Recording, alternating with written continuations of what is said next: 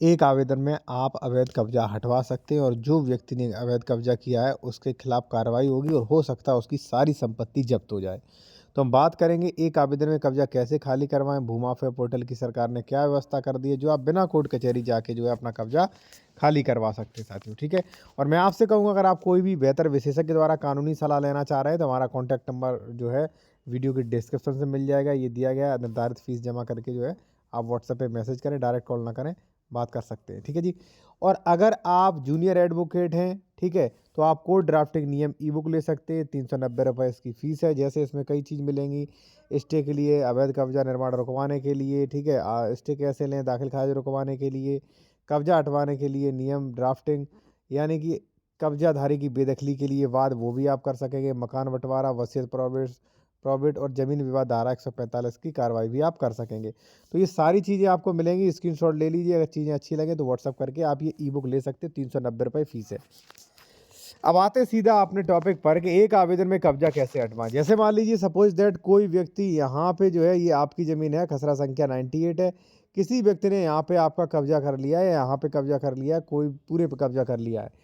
ठीक है, अब मान लीजिए वो भू माफिया टाइप का प्रवृत्ति का व्यक्ति है, ठीक है, वो नेता हो सकता है, बाहुबली हो सकता है। तो आपको क्या करना है, भू माफिया पोर्टल पर जो है आपको यहाँ पे आवेदन करना है।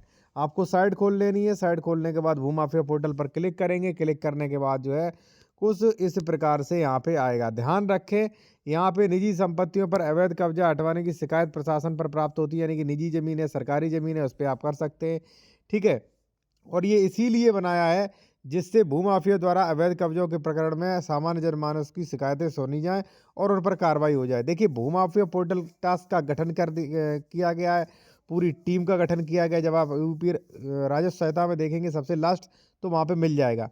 तो ये चीज़ें हवा में नहीं है, ठीक है, इन पर सख्ती से कार्रवाई होगी। ठीक है ना, यहाँ पे आप देख सकते हैं एंटी भूमाफिया पोर्टल। अब ऐसा नहीं है, आप देखिए कि सह खातेदार संबंधी विवाद है, आप भूमाफिया पोर्टल पे कर रहे हो, कुछ नहीं होने वाला हो। ठीक है ना, जब कोई कब्जा कर रहा है तो ऐसी कंडीशन में होता है। ठीक है ना, अब यहाँ पे शिकायत पंजीकरण पे आप क्लिक कर सकते हैं। जैसे ही आप क्लिक करेंगे कुछ इस प्रकार से फॉर्म जो है आवेदन खुल के आ जाएगा। ठीक है, और मैं कहूँगा अगर आप कोई भी कानूनी सलाह विशेषज्ञ द्वारा लेना चाह रहे हैं तो कॉन्टैक्ट नंबर वीडियो के डिस्क्रिप्शन में मिल जाएगा। अब देखिए, आवेदन में मान लीजिए आप है अतिक्रमणकर्ता, उसका नाम, ठीक है ना, भूमाफिया का नाम लिख सकते हैं, उसमें जो भी है पूरा डिटेल दे सकते हैं, उसे ऐड कर सकते हैं।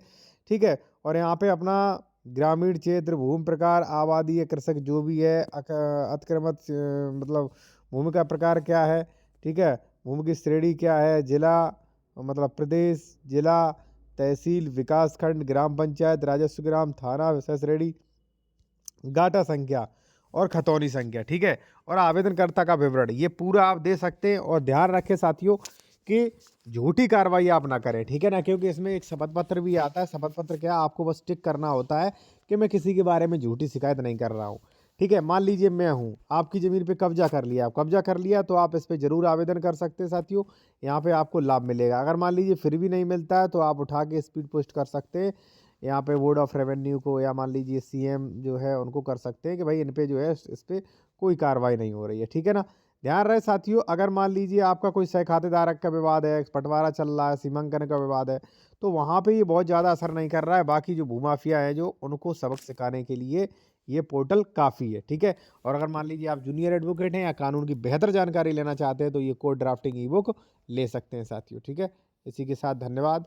आपके अगर कोई भी ज़मीन कब्जा की है तो इस प्रकार से आप उस पर भूमाफिया पोर्टल पर आप कार्रवाई कर सकते हैं।